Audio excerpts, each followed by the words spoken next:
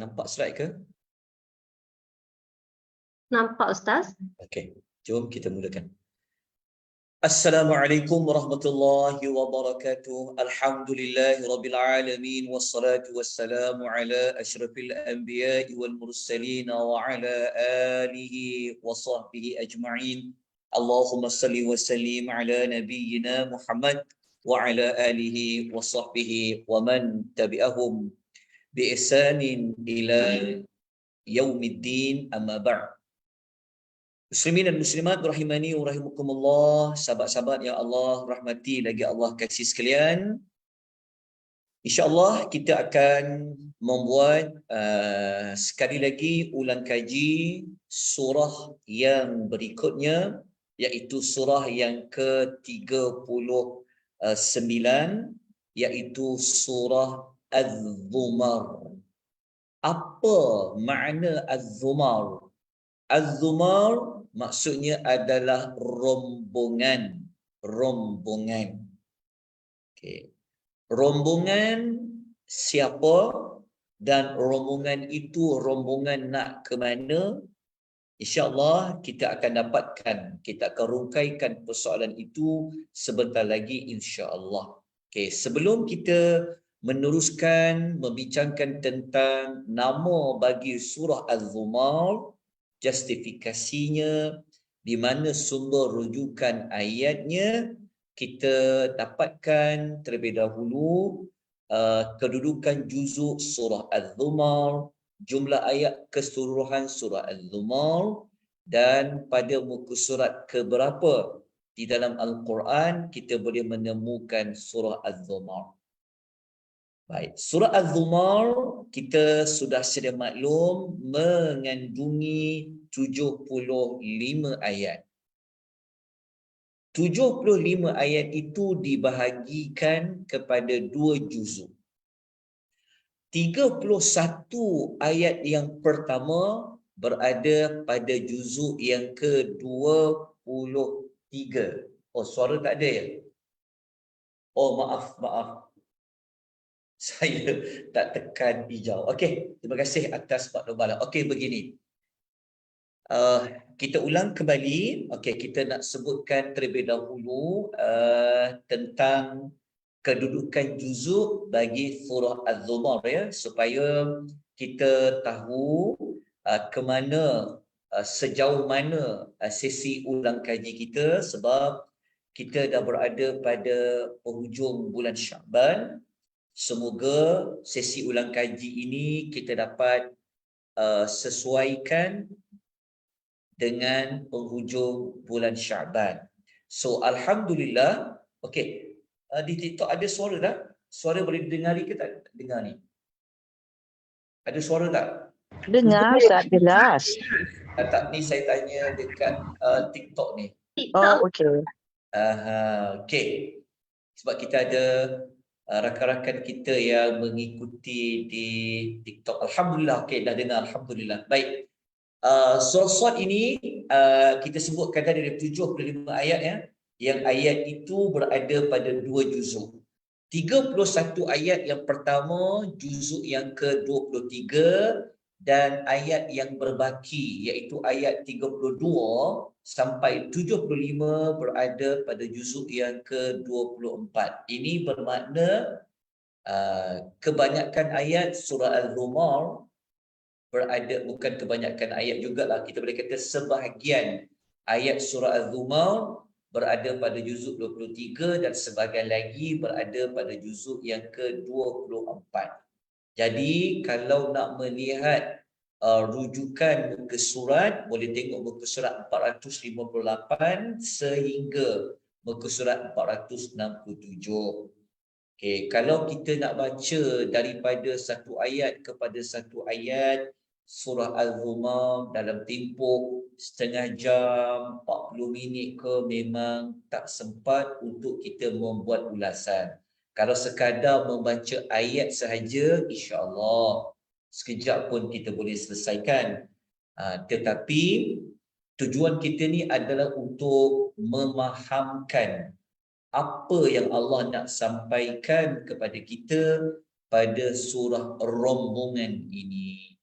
Okey, sekarang kita nak cari dekat 75 ayat surah Al-Zumar ni, dekat mana kita boleh jumpa nama surah kalimah Al-Zumar. Kita baca awal-awal ayat surah Al-Zumar, kita tak jumpa. Sampai pertengahan ayat surah Al-Zumar, kita tak jumpa. Habis juzuk 22, kita tak jumpa di mana penyebutan kalimah Al-Zumar. Masuk juzuk yang ke-24, baca lagi, rupa-rupanya penyebutan Al-Zumar itu, tapi tak ada alif lam lah. Dia tidak menggunakan alif lam. Allah sebut pada ayat penghujung surah Al-Zumar, iaitu ayat 71 dan ayat nombor 73.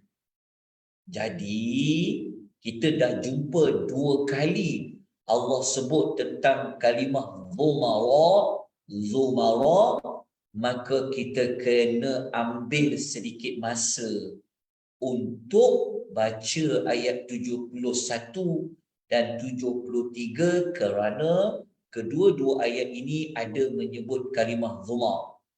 Jadi kita nak dapatkan dengan lebih jelas ni, Zumara itu, rombongan itu merujuk kepada rombongan apa? Ayat 71 Allah Ta'ala berfirman, A'udzu billahi minasyaitonir rajim. وَسِيقَ الَّذِينَ كَفَرُوا إِلَى جَهَنَّمَ زُمَرًا. Orang yang kafir akan dihalau masuk ke dalam neraka Jahannam secara berkumpulan. Rupa-rupanya surah itu namanya rombongan. Rombongan yang pertama, kumpulan yang pertama adalah merujuk kepada kumpulan yang masuk ke dalam neraka. Jadi orang masuk ke dalam neraka ni dia akan ikut group by group. Itu dia panggil Zumara. Jadi apabila mereka masuk ke dalam neraka itu, pintu neraka itu dibuka untuk mereka masuk. Dan apabila mereka masuk, penjaga-penjaga pintu neraka itu bertanya kepada mereka. Kenapa saya nak ambil sikit waktu terangkan ayat ini? Dia ada kaitan dengan surah Sad tadi, dengan surah sebelumnya Sad. Tuan-tuan ingat lagi tak? Kita telah sebut dalam surah Sad bagaimana keras kepalanya, bagaimana keterukan, bagaimana pertentangan yang sangat keras daripada pembesar-pembesar orang musyrikin ini kepada Nabi, sampaikan mereka mengatakan Nabi ini dengan perkataan yang Nabi ini tukang sihir, Nabi ini scammer, Nabi ini pembohong. Kan? Lepas tu mereka bertekad untuk mereka berada dalam kebatilan. Maka surah Al-Zumar, surah yang selepasnya, menceritakan apakah hasil mereka lawan Nabi ketika di dunia dulu. Maka mereka secara berombongan dihalau masuk ke dalam api neraka.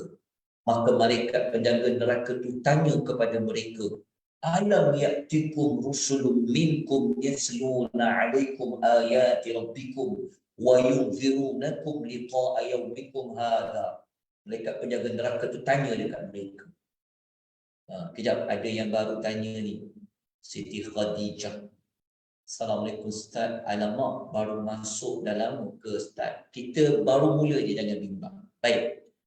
Penjaga malaikat tu kata apa? Malaikat tu kata, korang ni yang masuk neraka Jahannam, masa kau hidup dulu, takkan kau tak pernah didatangi Rasul yang membacakan kepada kamu ayat-ayat Tuhan kamu?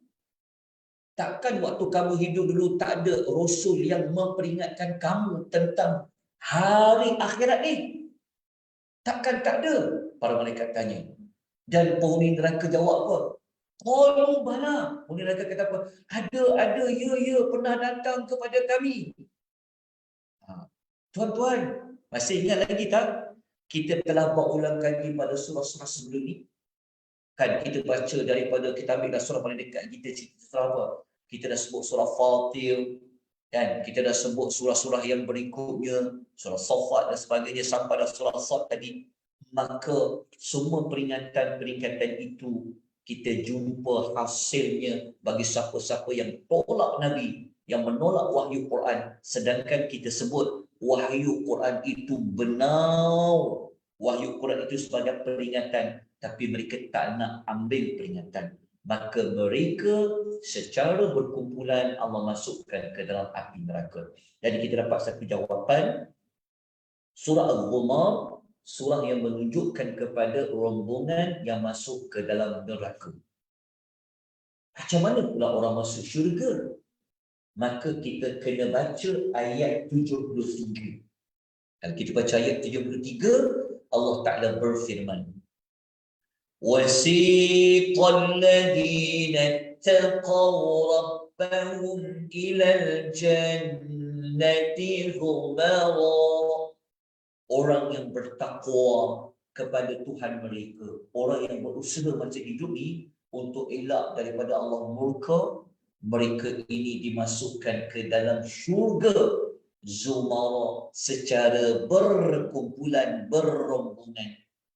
Apabila mereka dah sampai ke dalam syurga itu group by group, maka pintu syurga itu dibuka dengan seluas-luasnya. Maka penjaga syurga itu mengucapkan kepada mereka ucapan apa? Salamun alaikum tibtum.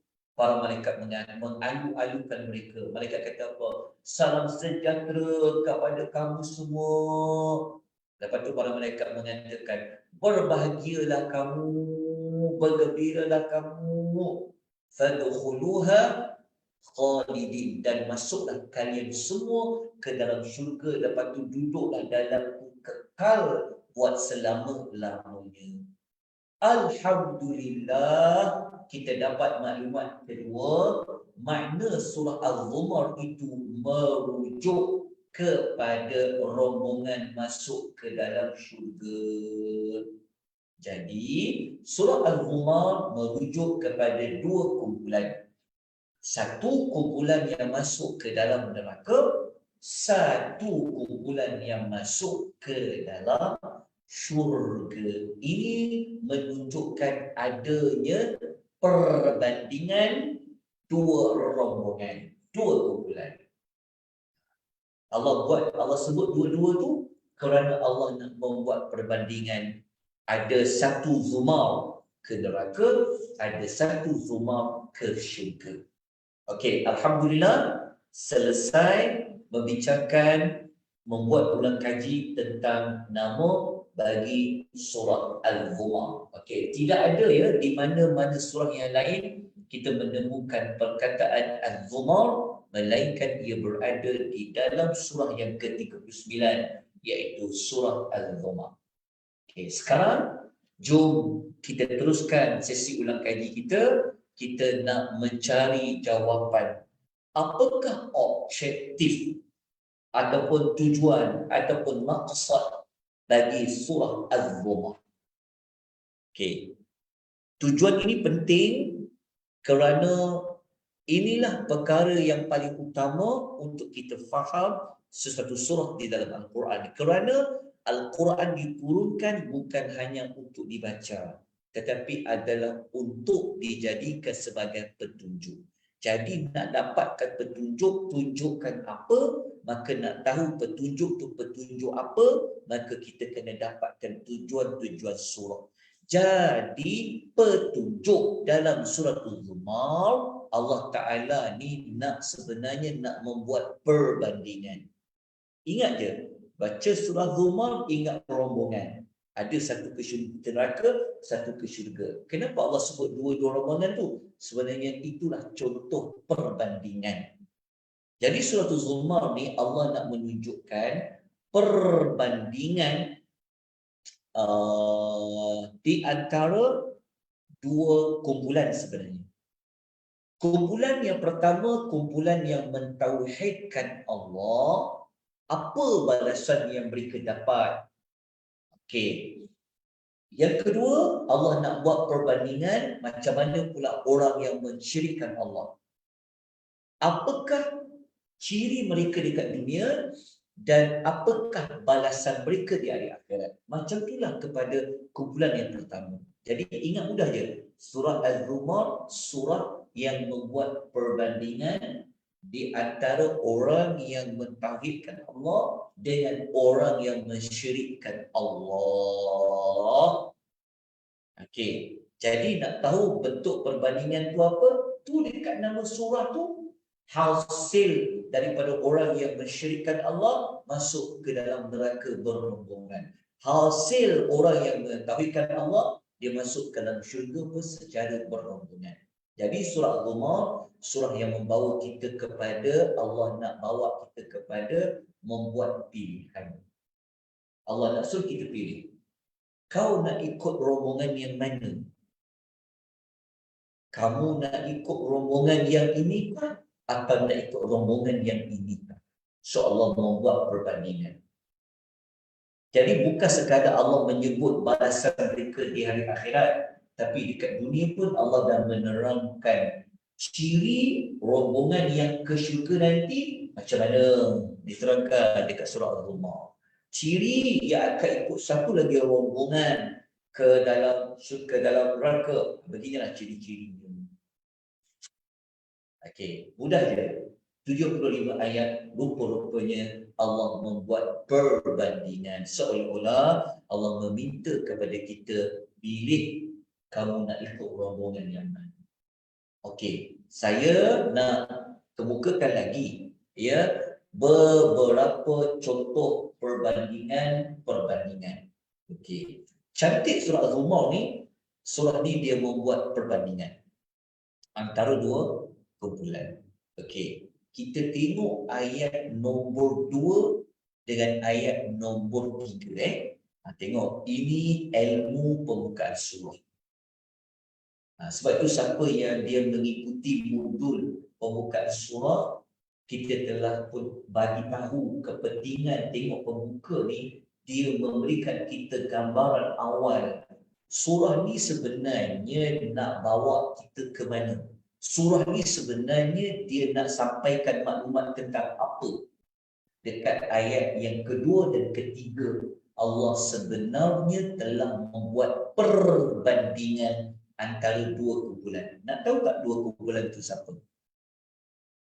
Okey.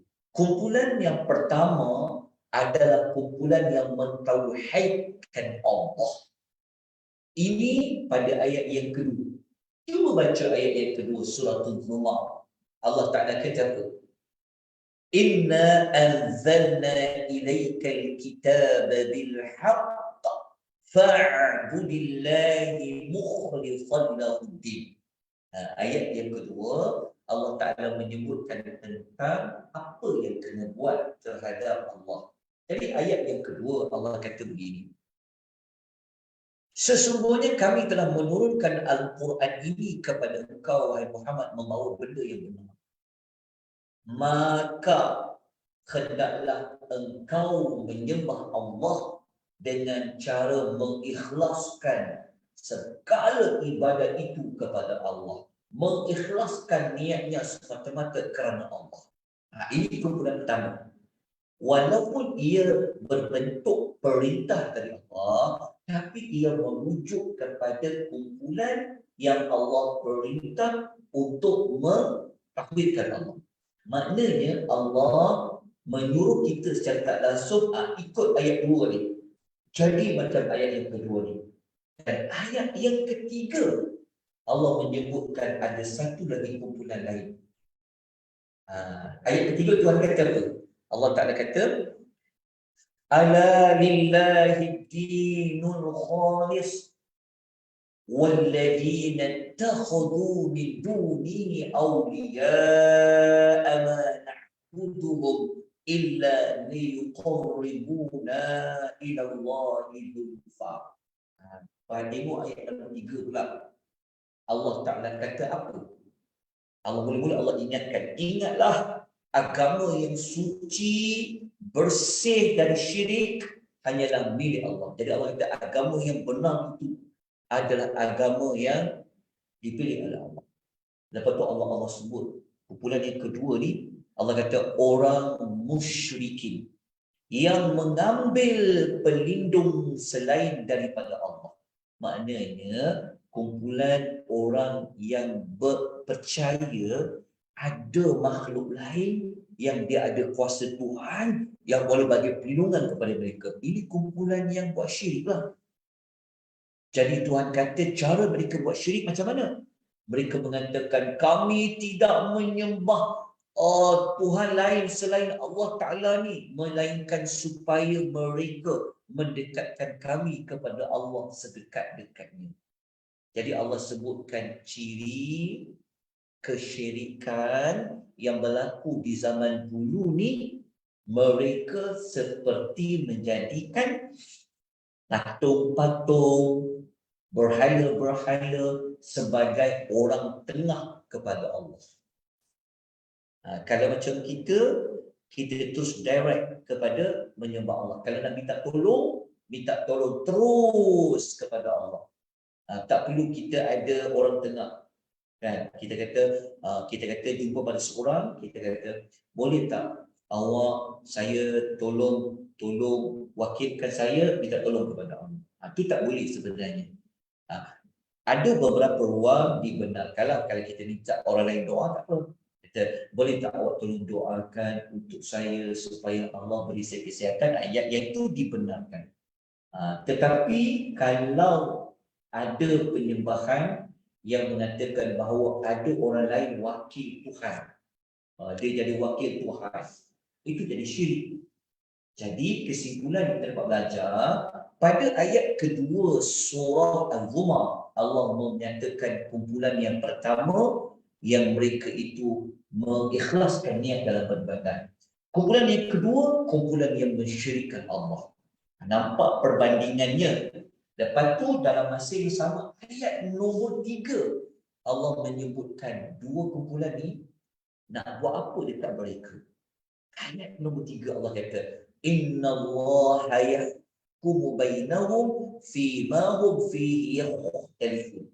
Okey, ayat 3 Allah Ta'ala kata dekat surah Al-Zumar, sesungguhnya Allah akan menghukum mereka di atas pertelingkahan mereka itu. Maknanya Allah memberitahu bahawa kamu ni yang macam ada perbezaan tadi, ada yang mensyirikkan Allah, ada yang beribadat semata-mata kerana Allah ni, nanti Allah akan memberikan balasan kepada dua kumpulan ini. Jadi kita dapati ayat permulaan surah Al-Zumar telah memberi isyarat kepada kita ada dua kumpulan. Dua kumpulan ini nanti akan dapat balasan di hari akhirat. Balasan itu dia telah diterangkan pada nama surah. Balasan apa? Balasan rombongan ke neraka dan balasan rombongan ke syurga.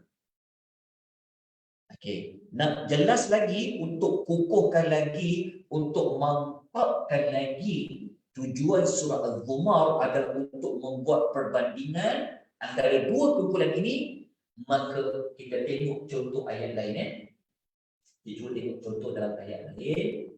Kita tengok dekat segmen-segmen ayat yang lain. Dan dalam segmen ayat, tuan-tuan, saya minta sangat jasa baik tuan-tuan dan perempuan kena baca ayat-ayat yang saya nak sebutkan ini supaya tuan-tuan dapat memahami benar-benar tujuan sebenarnya surah Al-Zumar. Tengok ya. Ayat 13 sehingga ayat nombor 19. Tadi kena bacalah ayat 13 sampai ayat nombor 19. Allah menyebutkan tentang dua jenis manusia. Nak tahu dua jenis manusia itu manusia yang mana? Tuan-tuan kenalah rujuk dalam Quran. Dia berada pada muka surat 460. 460 letakkan jumpa Allah membuat perbandingan. Perbandingan yang mana? Orang yang mendapat keberuntungan dengan orang yang rugi di hari akhirat. Kita baca dulu. Jadi kenapa Allah nak bawa dua-dua ni? Ada orang yang untung, ada orang yang rugi. Itulah perbandingan. Okey. Kemudian Allah juga berbuat lagi perbandingan pada ayat 22 dengan 23. Muka surat yang sama juga. Ya, 460 dan 461 dalam Quran. Tengok Allah buat perbandingan. Allah membandingkan di antara apa dengan apa. Allah mengatakan ada hati manusia yang dia dibuka untuk terima Islam. Ada hati manusia yang Allah tutup untuk menerima Islam. Kan perbandingan tu. Allah menceritakan tentang hati manusia. Ada yang dia senang nak terima kepada Islam. Ada yang hati dia tutup. Allah tutup dia untuk menerima Islam. Kan itu perbandingan. Ayat 22 dan 3. Tak habis lagi. Kita tengok. Ada lagi tak perbandingan? Ada lagi perbandingan. Cantik surat Az-Zumar ni. Okey. Tengok ayat nombor 24. Allah membuat perbandingan. Ada orang yang wajah dia nanti di akhirat dia terlindung daripada neraka. Allah jauhkan wajahnya daripada kena kepanasan api neraka. Ada orang Allah dedahkan muka dia kena kepada kepanasan api neraka. Sila rujuk ayat nombor 24 muka surat 461. Allah membuat perbandingan tentang balasan yang manusia telah pilih semasa dekat dunia. Baik. Perbandingan yang satu lagi, tengok ayat nombor 29. Buku surat yang sama 460. Dalam Quran 461 Allah sebut siapa? Perbandingan hamba yang dia memiliki seorang tuan dengan hamba yang memiliki ramai tuan. Perbandingan. Sebenarnya Allah membuat permisalan ya. Permisalan ada hamba ni tuan dia seorang je, bos dia seorang je, tapi ada satu hamba ni tuan dia ramai. Ke tak pening? Kan pening kalau hamba dia ramai tuan. Tuan pertama kata suruh buat ini, tuan kedua kata buat ini, tuan ketiga kata buat ini. Pening hamba tu. Berbeza dengan hamba yang ada satu tuan je, dapat arahan yang satu. Jadi Allah membuat perbandingan jenis hamba.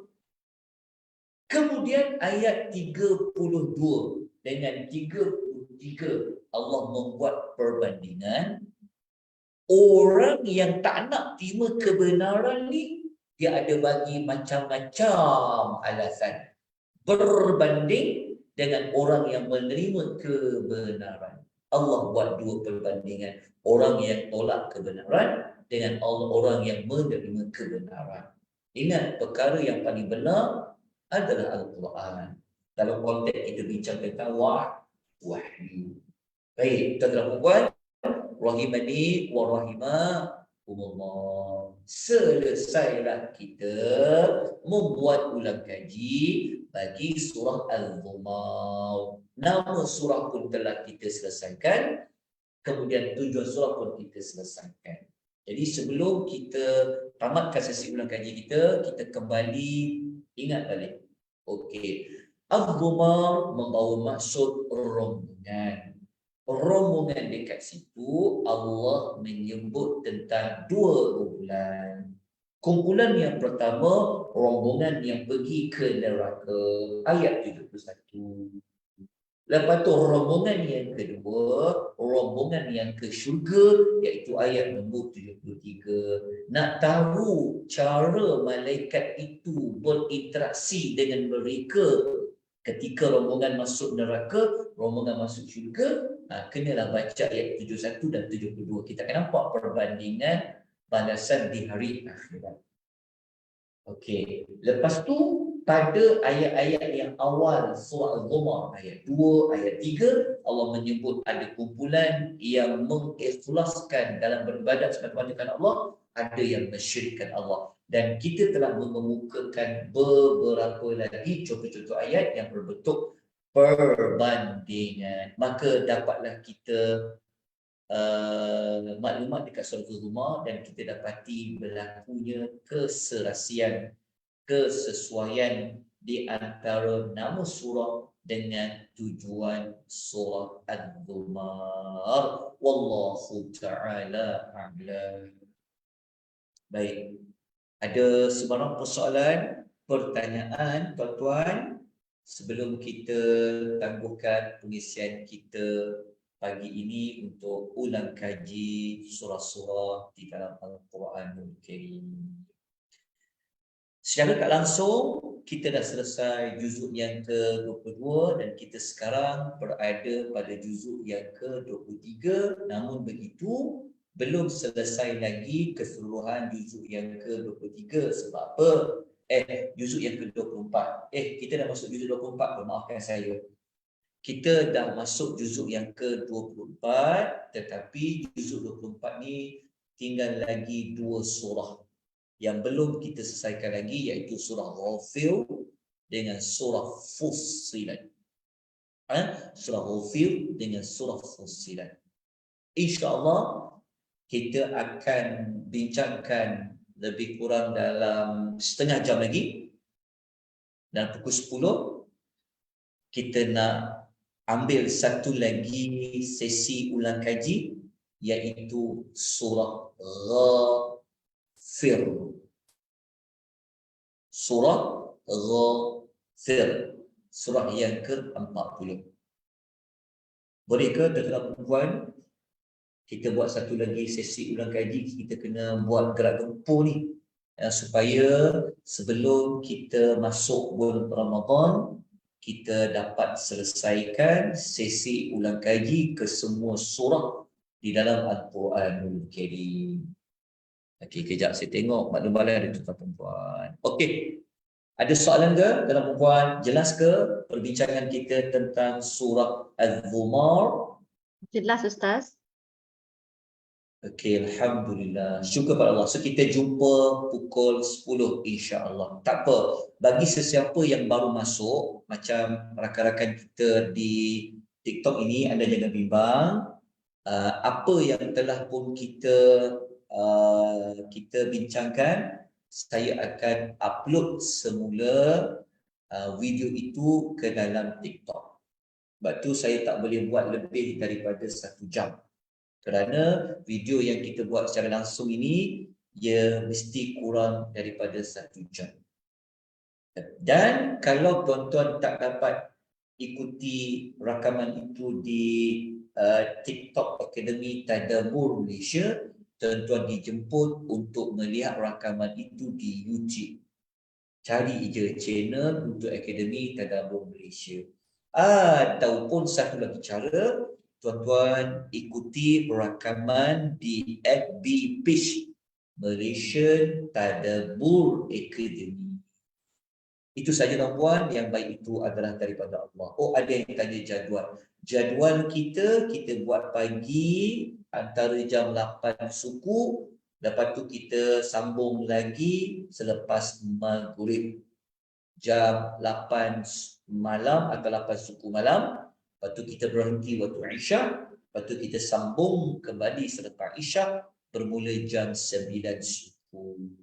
Moga-moga bulan Syaban ini kita isi dengan sebaik mungkin untuk persediaan kita menghadapi bulan yang kita tunggu-tunggu sangat. Bulan yang penuh dengan keberkatan, bulan yang Allah menurunkan Al-Quranul Karim.